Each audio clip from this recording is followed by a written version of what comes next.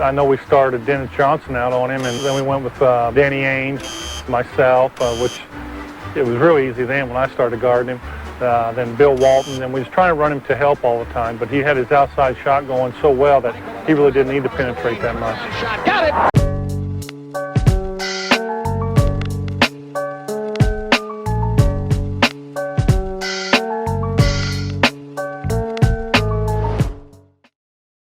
Hey yo, what's good everybody? Welcome to the channel. My name is Kane. Please make sure you subscribe and you hit that bell so you always know when I drop that work. So today, I'm gonna be reacting to a video titled "The Day Larry Bird Showed Michael Jordan Who's Boss." Okay, I already know how this shit is gonna be leaning. A lot of you guys are gonna get mad at me for this shit, but hey, I'm gonna always keep it a buck on here, man. It's always gonna be respectful and I'm gonna always keep it real. If you get mad, get mad. You know what I'm saying? I don't even care. But without further ado, let's get to it. Being on the throne is not just about being the king, it's about being the rival to beat. And you also got to be willing to prove your superiority to any opponent who aspires to kingship. Can't just say it. And that was exactly the situation for Larry Bird in 1986. I'd much rather guard Michael Jordan than Larry Bird because you have to play the game as a thinker when you're playing him. You have to think when... What about Michael Jordan? You don't got to think when you guard Michael. Like, let's stop acting like nobody else exists because Larry Bird walked on earth. Same thing with my favorite player, D Wade. Like, come on, man. Just because we like somebody, and I know this video is about Larry, but it's like, damn, man. Come on now. James Worthy, come on, baby. Not only coming off one of the most successful individual seasons in league history, winning his third consecutive regular season MVP and hoisting the Larry O'Brien while earning his second finals MVP. I'm really proud to receive this award for the third time. Bird was changing the game. The whole conception of the small forward was different after his time in the NBA. But just when he looked like he was the undisputed king, a new lion was coming to the Pride.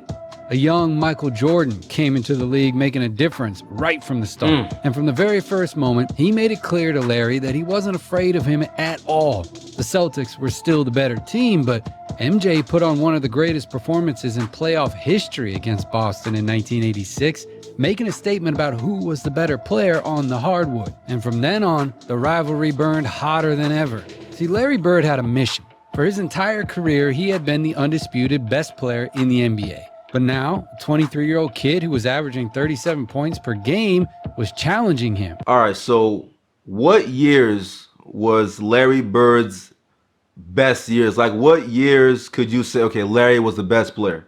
I know that some of you guys are going to say that, oh, he was the best player his entire career. I know you're going to say that, but, you know, being an MVP, does that mean you're the best player in the league?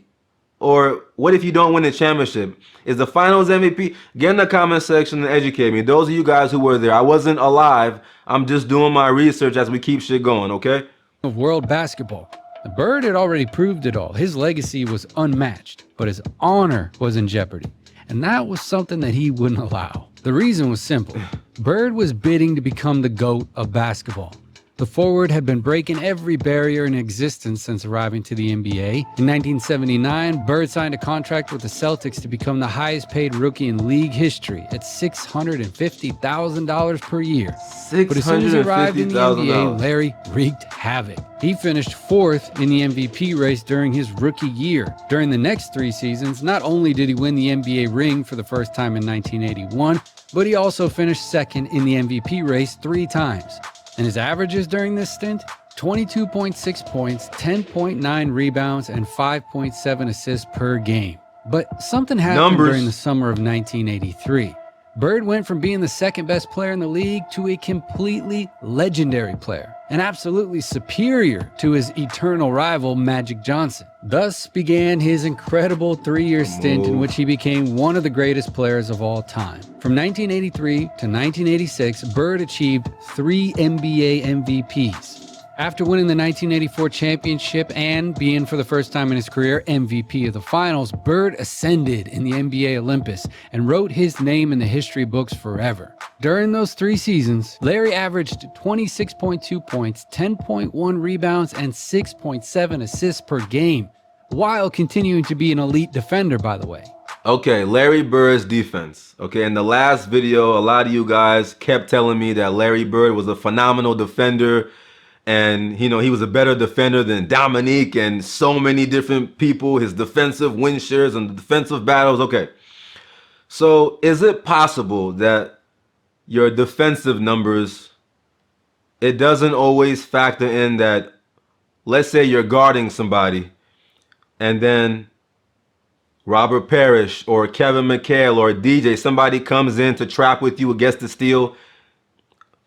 And then what does that show? That shows that you got the stop, but was it really just you, or was the team rotating where they had to be? Like I said, every time I bring any of these things up, I mean, you guys were saying that Larry Bird had no flaws in his game. Like, really? The 1986 playoffs, a versatile forward who was capable of doing everything on the court. There had never been a big man who had the skills of a perimeter player in traditional basketball until he came along. And not just because of his iconic three shot, becoming one of the first small forwards that played the power forward position to be able to stretch the floor. His incredible passing ability allowed him to become a true leader for those Celtics, both on offense and defense. But in order to win his third ring in 1986, he first had to get past a team with a major stud that was starting to make some noise, and just less than a full year later. It was March 27th, 1987. The Celtics, with a record of 51 wins and 19 losses, were coming off a back-to-back to face a Bulls team with a record of 35 wins and 35 losses. That, by the way, was also coming off a game the night before. Bird was having a pretty good season with averages of 28 points, 9 rebounds, and almost 8 assists per game that allowed him to finish third in the MVP race. While Jordan, who would end up finishing second, was averaging an absurd 37 points per game. The Celtics came out with an unusual starting five due to the absence of Dennis Johnson, who was replaced by Jerry Sitching. And playing away from home, they knew it would be a tough game. But right from the first plays of the game, Bird showed what kind of night he was going to have. His off-ball movement was elite, basically, because of his enormous basketball IQ, his fakes. I mean, this was one of the most dangerous men in basketball without the ball in his hands. That, coupled with the gravity he generated from his mid-range and long-range shooting, was lethal. Plus, he was a typical player who was blessed by the divine touch, okay? But once again, his arsenal from the low post was unpredictable. It's easy to find samples of his off-ball ability and gravity, as it was often his easiest way to score. But on this day, his mid-range shot was touched by a magic wand. He just couldn't miss, and he was able to abuse it again and again and again. Meanwhile, Jordan began to realize the enormous attention he was getting from the Celtics defense, which every time he attempted a drive sent multiple bodies to stop him. But far from getting advantages only without the ball in his hands, Larry was also able to score in ISOs from the low post, a move that decades later, Mavs legend Dirk Nowitzki patented and made his own. So the Bulls realized they had no choice but to do what the Celtics did with Jordan, a virtually continuous 2-on-1 when he had the ball in his hands. So Bird basically said, you know what, I'm going to hurt them in transition. Thus came the end of the first quarter, in which somehow the Bulls managed to stay close on the scoreboard, trailing by only 1 point, 36-35. Bird had a spectacular first quarter in scoring, 20 points, nothing more, nothing less. So he began to take advantage of that extra attention to test his versatility. He was able to transform garbage into gold. Case in point, this loose ball, which he turns into a great assist. And if there's one thing you don't want, it's for the guy who's destroying you from mid-range to start showing signs of his playmaking ability. Bird was unleashed, and players like Kevin McHale appreciated it. Even when they didn't count, Larry's passes were simply spectacular. No, he really didn't even need to score to be the most impactful player in the game.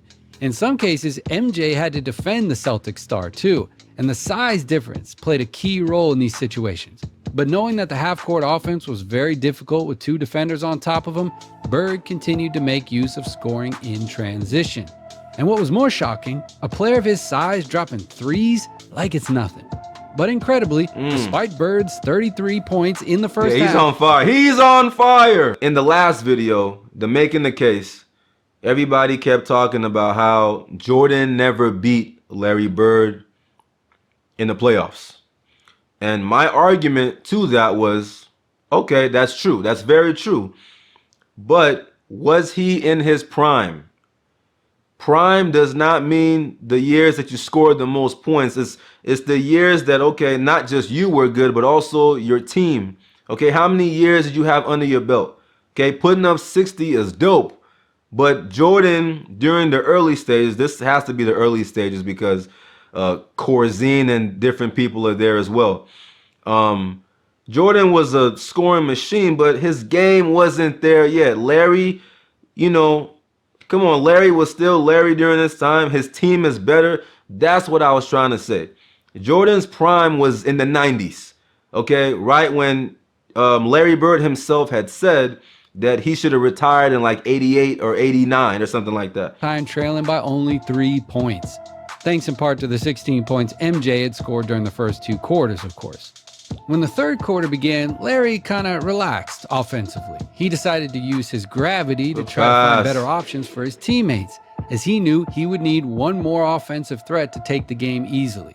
And stepping up on defense, the Celtics got stops on Jordan that allowed them to get easy baskets on the other end of the court. But Bird continued his playmaker role for most of the rest of the game, as he led his team on defense with actions like this. There's 3 people on Jordan every time he touched the ball. Hands dirty either. But when Larry attempted a shot during the second half, it was to score. And he kept sending occasional reminders to the Bulls defense. Reminders that one player was not going to be enough to guard him. In front of a United Center packed with more than 18,000 fans, the forward was having a legendary game. The Celtics allowed just 22 points in the third quarter, by the way, and managed to head into the final quarter with a 9-point lead. And after resting for a couple of minutes, Larry continued to do whatever his team needed to do to get the win. These Celtics were good. I mean, like, really good. Bird was that piece of the puzzle that served as a wild card, too. That player you could put in any role, in any part of the court, in any situation, and who was going to be able to generate advantages on his own. And during the last quarter, the tone did not change. Bird continued to abuse from long distance as he had been doing all game. He continued to play the simplest yet most dominant basketball anyone had ever seen. This shit is but one of the textbook that virtues he's of doing. genius is to make what seems complicated really easy, you know? And despite the Bulls' final scare, who managed to cut the deficit from 11 points to 4, the Celtics defense stepped up to close the game. Bird did it. Months after MJ scored 63, the forward only had to play 100% for one half to show him that if he wanted to, he could do it too. 33 points in the first half, 41 in the game. That went down in history as one of the greatest displays of ego any player in the league could perform. The difference is that Larry's ego also made his teammates better. Weeks later, the Celtics met the Bulls again in the first round of the playoffs, and the result was the same as last year. Boston managed to advance by a score of 3-0. Yeah, so 6-0 in playoff games against Jordan's Bulls. That's the record that is stuck in history. When they met, Larry's Celtics were always better. So good that not even a superhero performance could stop them. And so Larry Bird, along with the Pistons of Isaiah Thomas and Bill Laimbeer, became the thorn in MJ's side that he really could never get rid of. Bird did not win the ring that season. Magic Johnson's Lakers did. The other side of the three-headed monster that dominated basketball worldwide. But even if he didn't win the championship, Larry did world basketball a favor. He taught Jordan that he still had a long way to reach his full potential. He taught him that scoring isn't always enough, and that he needed to become... This shit is crazy. Scoring isn't always everything when it's Michael Jordan. If Larry puts up 50 and 60, oh, he had one of the greatest. Like, what is this, man? Come on, bro. It's not adding up here, man. Why is it different for some people? Larry Bird was an all-around player. He could score. He could pass. Has anyone ever said, you know what, Larry, sometimes you shouldn't always pass. No one says that when it comes to Larry Bird. Who the fuck? Let me just go. Let's just keep going. Capable of bringing out the best in his teammates. And without the lesson that the greatest player in Boston Celtics history, with Bill Russell's permission, taught MJ, it is likely that basketball history would have been completely different. And Jordan and Bird's rivalry continued to cause a stir in the league, but they never met again in the playoffs. Larry would go on to post a 17-11 record against Michael's Bulls during his career, until a serious heel injury followed by back problems greatly shortened his career. Injuries that not only brought about the end of the Boston Celtics dynasty, but also sent them into a sinkhole from which they could not climb out of until 20 years later. And we all know that history is written by the winners. That's how valuable he was. Very few people have won more than Jordan. And Larry Bird has kind of gone down in history as underrated compared to Jordan. But he was a forward who changed the traditional definition of basketball and who starred in one of the most competitive eras ever. And let's not forget that from 1983 to 1986, there was not a single player on the planet able to face him. No one. From 85 to 90, Jordan was not in his prime. Now 91, 90, that's when he was in his prime. His team was good. He was getting better. He was in the weight room, blah, blah, sharpening shit up. There you go. But to just say that Larry just, no, man, we gotta give context, okay? Just because, I'm gonna keep saying this, just because you adore somebody, you love the way somebody played, does not mean that you just keep making shit up. I don't say making shit up, but you defend him through anything. That is crazy to me, man. But that's it for the video, guys. Make sure you like, comment, subscribe, and follow me on Instagram at I'm Hurrikane Isaac 95. I'm gone. Peace.